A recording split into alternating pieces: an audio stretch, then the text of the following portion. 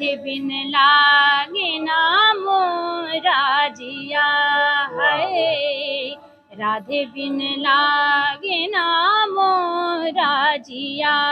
घेरी आई है कारी बदरिया, राधे बिन लागे ना मोरा जिया।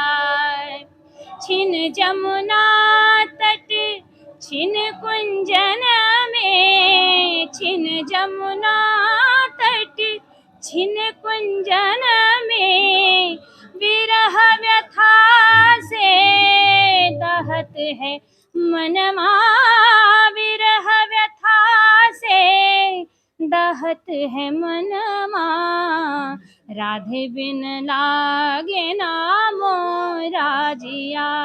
और उसमें विशेष रूप से जो मुझे लाइनें पसंद हैं, बदरा बरसे नैना बरसे, बदरा बरसे नैना बरसे, घन और श्याम से लागे हुड़वा, घन और श्याम से लागे हुड़वा। राधे बिन लागे ना मोरा जिया, हाय राधे बिन लागे ना मोरा जिया। जिस तरह से गीत और संगीत की स्वर की कोकिला कहे जाने वाली इस समय हमारी मौजूदगी है मर्यादा पुरुषोत्तम प्रभु श्री राम की नगरी श्री धाम अयोध्या में। जिस तरह से हमारे इस समय सावन के पावन महीने का दिन चल रहा है और उसमें हमारे साथ बहुत अच्छी गायिका मौजूद हैं, रंजना अग्रहरी जी, जो कि अभी हमने इनको जो है अपने न्यूज में कवरेज किया है अपने फ्रेम के माध्यम से। तो जो आपने देखा होगा कि कितनी प्यारी और कितनी सुरीली जो है गीत इन्होंने प्रस्तुत किए और लोगों के मंत्र को मंत्रमुग्ध एकदम कर दिया है अपने गीत और संगीत की दुनिया से। रंजना जी, आपका बहुत बहुत स्वागत है, कैसा लग रहा है?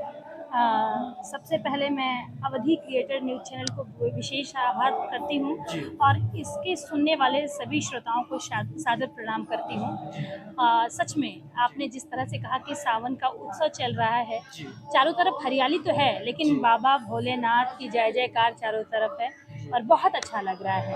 और गीत संगीत का उसमें एक अलग एहसास दिलाता है, हमें नेचर से जोड़ता है, हमें सांस्कृतिक धरोहर बढ़ाने के लिए मदद करता है। जिस तरह से लोगों के द्वारा जिस तरह सावन में कहा जाता है कि कजरी का एक ऐसा दिन होता है कि कजरी लोग सुनते हैं तो कुछ अजीब सा मन में ऐसा फील होता है, जैसा लगता है कि हर जगह हर स्थान हरा भरा सा होता है, माहौल हरा भरा सा होता है। तो ये क्या दर्शाता है कि लोगों को किस तरह से प्रेरणाएं मिलती है सावन में? देखिए, हरा भरा से तात्पर्य ही यही है कि मन में एक उमंग, उल्लास और हरा शब्द से ही एक हरियाली का संचार होता है पूरी सृष्टि में। तो हम व्यक्तियों के अंदर ना हो ऐसा कैसे संभव हो सकता है? तो जब चारों तरफ हरियाली दिखाई देती है तो अपने आप स्वतः ही कजरी की जो धुन है ना अपने आप निकलती है, इसको गाने की जरूरत नहीं पड़ती, मन अनायास ही गाने गुनगुनाने के लिए चहक उठता है। रंजना जी, आप गीत और संगीत की दुनिया में आप कितने दिन से जो है आप परिश्रम कर रही हैं? मैं तो 20 साल से मैं कलाकार के रूप में गा रही हूँ और अयोध्या धाम में मैंने पहला कार्यक्रम अपने जीवन की जो शुरुआत की थी सोलो गायन की, तो अयोध्या धाम से ही है मेरी ये शुरुआत, नया घाट रामकथा मंच से। तो ये मेरे लिए बहुत ही आनंदित करने वाला क्षण है कि मैं अयोध्या धाम में बार बार मुझे आमंत्रित किया जाता है प्रभु श्री राम के चरणों में, बाबा नागेश्वर धाम के चरणों में और हनुमानगढ़ी बाबा हनुमानगढ़ी बाबा के चरणों में अपना गायन प्रस्तुत करने के लिए, उनको अपने संगीत सुमन अर्पित करने के लिए। रंजना जी, मेरे दर्शकों को क्या आप बता सकते हैं कि आपका अपना निवास कहाँ है, कहाँ से आई हैं अयोध्या धाम में? मेरा निवास तो बस्ती है, मैं रहती हूँ अवध में यानी कि लखनऊ में और माँ से ही संगीत की शिक्षा मिली, जो मेरे पास ही बैठी है माँ, उन्हीं की आरती और पूजा से हमारे अंदर हमारे घर में संगीत का एक माहौल जगा और आज मैं जो कुछ भी कर पा रही हूँ अपने गुरुओं के आशीर्वाद से, और अपने परिवार के आशीर्वाद से कर जी। पा रही हूँ। तो रंजना जी, जिस तरह से अभी महिलाएं अब हर जगह जो जिस तरह से आप बता रहे हैं कि 20 साल पहले जब आप गीत संगीत की दुनिया में गई होंगी, तो क्या लग रहा था कि आज गीत संगीत में इतनी उपलब्धि मिलेगी, या लोग इस तरह से जिस तरह से अब संगीत का स्कोप इतना बढ़ रहा है कि हर घर में लोग गा रहे हैं, नाच रहे हैं, अब जी। वो समय हुआ, तो क्या दर्शकों को क्या संदेश देना चाहेंगे कि आगे और क्या करना चाहिए? देखिए, आपने ये बात छेड़ी है, बड़ा अच्छा मेरे लिए प्रश्न है, जी। क्योंकि जब मैंने शुरुआत की संगीत की, जी। तो उस समय में घर में जो पुराना समय ऐसा था कि घर में माता-पिता संगीत को गाने नहीं देते थे। जी।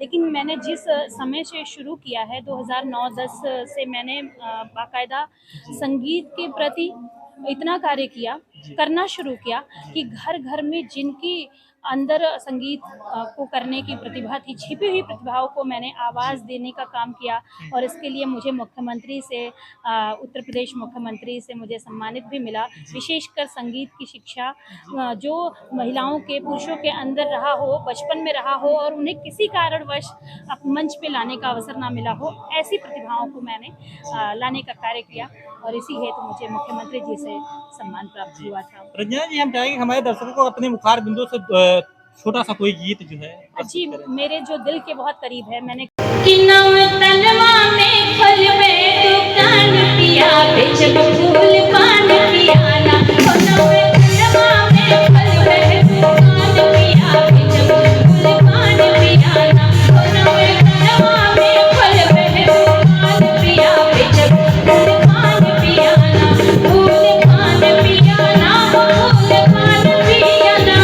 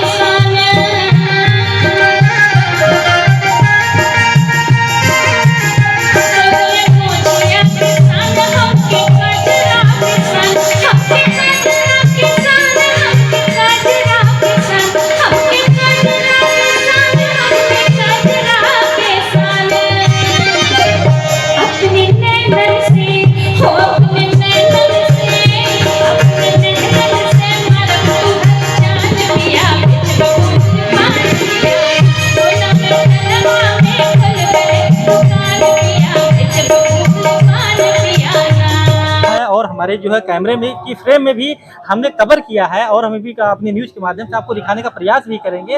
जिस तरह से लोगों को एकदम अपने गीत और संगीत के सुर से जो है एकदम मंत्रमुग्ध कर दिया, तरोताज़ा कर दिया, दिल को एकदम हृदय से स्पर्श करती हुई एकदम खुश कर दिया। अब हम क्या कितना बखान करें, कितना गुणगान करते, हम तो ये चाहते हैं कि भारत को कोकिला रत्न से सम्मानित ही देखिए अभी लता जी, और लता जी से हमें तो लग रहा है जिस तरह से एक सुर की गंग जो है, जिस तरह से अभी हमने इनके गीतों को सुना, मेरा हृदय जो है एकदम इस तरह से झूम उठा, मैं क्या वर्णन कर सकता हूँ। और हम चाहते हैं कि मर्यादा पुरुषोत्तम प्रभु श्री राम की नगरी में इसी तरह कलाकारों का आगमन होता रहे, और तमाम गीत और संगीत की ये प्रवाह, एक धाराएं जो है बहती रहीं, और लोगों का मनोरंजन होता रहे। बने रहिएगा हमारी खबरों में। इन्हीं खबरों के साथ मैं हूँ सुरेंद्र यादव, आप सबका बहुत बहुत स्वागत करते हैं।